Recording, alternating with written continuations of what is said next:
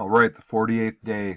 And we started class with a bit of a jerk move. I divided the students up 1, 2, and 3, and I said, okay, everybody who has number 1, you're going to find out as much as you can about the Middle Ages. Number 2, as much as you can about medieval times. And number 3, the Dark Ages. And for our purposes, it's pretty much the same thing. I mean, all 3 of these would be the time from the fall of the Roman Empire in 476 to the beginning of the Renaissance. Now, if you want to get technical, a little more highbrow, if you were in some detail, the Middle Ages are divided into an early, high, and late period. And, medieval times refers to a period of the Middle Ages, of that 900 years or so there. And then the Dark Ages is a term a lot of historians don't even care to use. It has a very negative connotation, although there were some negative things for sure.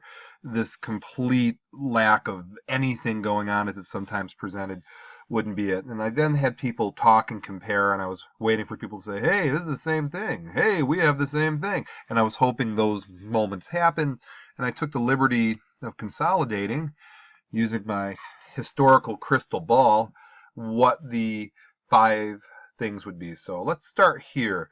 What term is the best to use in describing the fall of Rome to the Renaissance?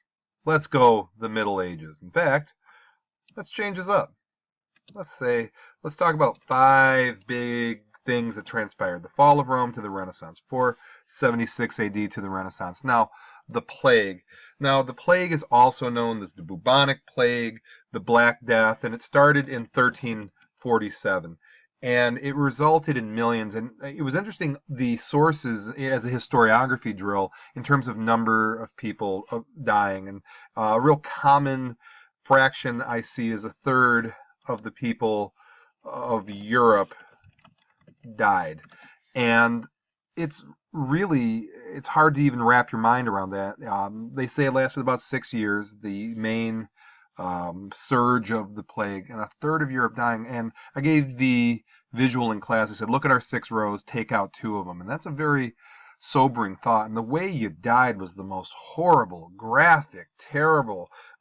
We talked about Ring Around the Rosie, the nursery rhyme, but these purple, they were called buboes, and they would show up under your underarms and on your neck, and it wound up eventually turning black, and it killed you very, very rapidly. And the science at the time, they didn't know. They just didn't know. So some people thought it was, punishment from God, or who knows. Now, the reality we know now is that there were fleas that were on rats, and the infected flea would get off the rat, bite a human, and then that's how it started. And with this hemispheric action, this trading that was going on, that happened, and oftentimes pandemic happens as a result. That's the downside of humans mixing like they do. Now, in terms of, I don't know why you call it an upside, that's not a great way to put it, but if you did come from the Afro-Eurasian world zone, your immunity improved. And there's a book called Guns, Germs, and Steel by Jared Diamond, where he asked the fundamental question, when the world zones converged and Columbus and the Europeans and subsequently, Asians and Africans came over to the North American world zone, why was it that the North American world zone was afflicted with disease? And an argument can be made that those who did survive the plague had an immune system that gave them an advantage. And also in a long term, economically, it did pretty much eliminate unemployment. But again, no historical event is all good or all bad usually. So the plague is a game changer regardless how you look at it. Now, feudalism, instead of writing it out like I did with the plague, a picture that I had a student use, which I thought was really fantastic, is this triangle here. It looks a lot like the caste system. One of my students in 3rd hour said, hey, this reminds me of the caste system. And I would argue it is like the caste system, especially with this interreliance of each other and needs. So at the top, you have the king, and the king gives fiefdoms to his people, to his lords, or these vassals to the king, and up to the top, and they pledged their loyalty and their military aid, and in return the king gave them land. And to protect this system, we have the knights. The knights pay homage to their lords and to their king and provide military service, and in return they are given, jobs and food.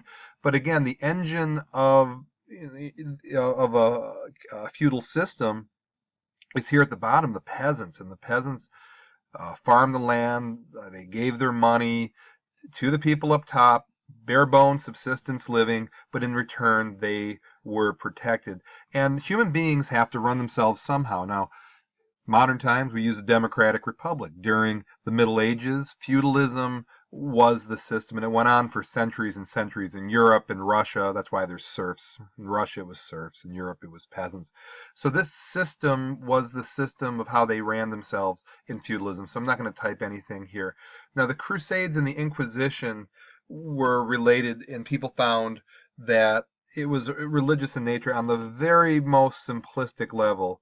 It was Christianity versus Islam, and that's incredibly simplistic. And there is an argument that the sentiments of the Crusades are still with us, that the Islamic world and the Christian world do butt heads to this day. But that's for another day.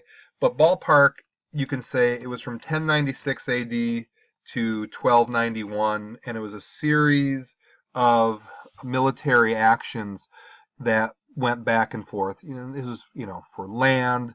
This was the power of the Pope, where the Pope could command an army to fight, and it was back and forth, back and forth. Now, the Inquisition was another related, well, it's not related to the Crusades in the sense of the fighting, but the Inquisition in terms of the solidification of the power of the Catholic Church. So there's a lot of religiosity, there's a lot of church, there's a lot of that sort of thing in the mix during this time period from the fall of Rome to the Renaissance. Now, the Magna Carta, for people were, saying, what's the point of this? It's a document in 1215, and the king, put forth some new initiatives. It's also known as the Great Charter. And this was a little deeper, and this is hard. I don't want to fall into the legal rabbit hole. And I had some people, and I said, well, in terms of rule of law in England, and that America eventually, became a colony of England, and eventually broke away from this. And some people were sharp enough to say, hey, rule of law, this notion that, people will come and go, the laws stay the same, that everybody has to follow the same law. Haven't we heard of this before? This with the 10 Commandments in the ancient Hebrews and the 12 tables of the Romans and the Code of Justinian and the Byzantines. Where does it get invented, or where's the beginning, or what does it mean? And this is part of the same story. This legal body that has built upon itself throughout history.